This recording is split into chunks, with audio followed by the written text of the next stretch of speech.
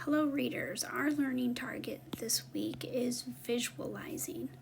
Last week, we worked and continued on making predictions. So, another thing we do as readers when we read and juggle is visualizing. So, we're going to talk about what is visualizing, why is that important, why do we do it as readers, and then we're going to talk about how. So, first of all, what is it? To visualize is to create mental and sensory images while reading. So that means we're creating something right up here in our minds. We're creating a mental image, a mental picture. Sensory images means we're using all of our senses while we are reading. So that is our learning target this week, visualizing. So let's talk about what this means. There's a famous person named Albert Einstein, and pretty sure most of you know who that famous scientist is. But to start off with visualizing, to focus, this is a great quote written by him. It says, "If I can't picture it, I can't understand it." And that's quoted by Albert Einstein. So that means we can't understand what we read. We can't understand anything if we're not able to picture it. So as readers, we want to work really hard on creating that picture. So today, I want to teach you that readers visualize why they read. Why do readers visualize? They do this because it helps them understand the story better. It helps them to get excited to read more. It helps them to get lost and engaged more in the story. And lastly, it helps them to feel while they read. One of the best ways to make sure you're understanding is to keep a picture in your mind of what the author is describing. So part 2, readers make a movie in their minds. That means that the pictures you make aren't still or frozen, but they keep moving. As the character moves, the picture changes. So we're going to use all of your senses to add to your picture. You'll find that you'll be as engaged in your book as you would be if you were watching your favorite TV show. So you got to keep your mind and really working hard to create those mental images as your story changes. How do we visualize then? Well, we got to let our imagination create the story. In the way that the author is presenting it to us, we got to keep our imaginations awake and active. So our imaginations, our minds are creating images in our mind as we read. You create mental images in your mind using the clues and the words from the text as you read. The author uses sensory details and descriptive language to help us as readers create vivid images in our minds. We use our 5 senses while listening to the words. So it's like making a movie in your brain. We listen to the words and create a picture in our minds, a mental image. And this mental image shifts and changes while we read. Our ever-changing mental picture is essential to staying focused as readers. Always try to experience all the author is describing by using all of your senses. So that means we would read a little bit and then pause and think about, what are we picturing? What are our senses? What senses are we using? Are we seeing? Are we hearing? Are we tasting, feeling, or smelling? And hopefully all of them. Readers change and we revise our visualizations often while reading. We're going to use our senses to connect to the characters, the events, the actions happening, the emotions our characters have, as well as the settings and the ideas, so we clarify the pictures that are happening in our head. So what I heard is that we use clues and words to visualize. We do that to stay more engaged and to comprehend and understand our story better. And we do that by using our senses.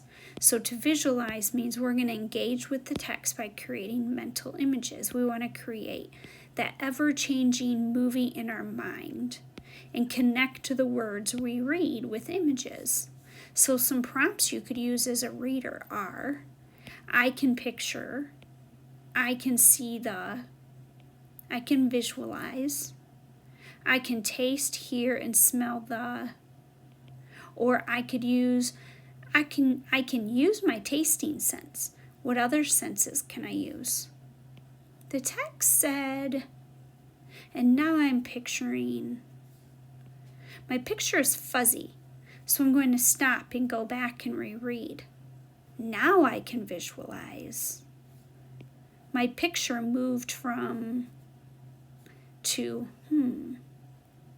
or I'm picturing, or I'm imagining. So what they all have in common are words that focus on seeing, picturing, imagining, but using our senses while we're doing that. And if we're not visualizing, that as readers, we stop and fix that fuzziness so then we can visualize. So watch me. You're going to watch me in a new book of the day titled The Black Rabbit. But let's look at 3 slides from the Dory story that we already read. So watch me as I visualize. Let me show you how I use my senses. Okay, so I'm just going to bring out my little pen tool. So right away when I look at this first picture here, there's a lot of things that I notice using my senses. I notice the moon. I notice that it's dark. I notice that there's the birds and the boat and the waves. So automatically my senses kick in. We call these 2 our nature senses. And so I see tiny sea creatures that are invisible during the day, and they come out at the dark and they light up, and we can see his hands are a little bit lit up. And so now we know that he's feeling something and he's seeing something. And I know, even though those are the biggest senses we see our character using, but also us, we know that he's probably smelling things in the air as well, from the water, from the sand and the seaweed. So to continue visualizing in this slide, as slide 2 changes, but on that same day in slide 3, think about using your schema, all those things that you know about being to a lake or going to a lake or into the ocean. We know that already reading this story, we heard bigger animals like eels and whales. And we know those animals are in salt water. And so the sense that I have here is the smell of the salt water, the feel of the salt water, and definitely the taste with him getting all splashed. And I can feel the weight of his wet clothes. I can feel I can sense, but I can hear his fear. He's probably screaming, so we can hear him yelling. We can feel the water on his body. So the water is either cold or warm or both. I see that it's bright outside, so there's a good amount of sun because it's a pretty bright day. It's not cloudy and dark. And I see the animals. My senses come alive with all the animals that we know that are out there in the ocean. So today, boys and girls, as you read and you watch me model in The Black Rabbit, we want to make sure that we're really thinking about that every time we're reading to be using our senses. Think about things you taste and hear and feel while you're reading the author's words. So lastly, I just want to model for you this in a different way. So we're going to visualize, but then you're going to draw a picture to match the text. So my text, I'm going to make it a little bit bigger for us, so it's a little bit easier to read. And the text says, "It was a dark and gloomy night. Bolts of lightning were flickering through the night, creating moments of brightness. In the distance and at the top of a hill, there stood a ramshackle old mansion that was surrounded by a stone wall, and enormous trees were reaching up towards the sky.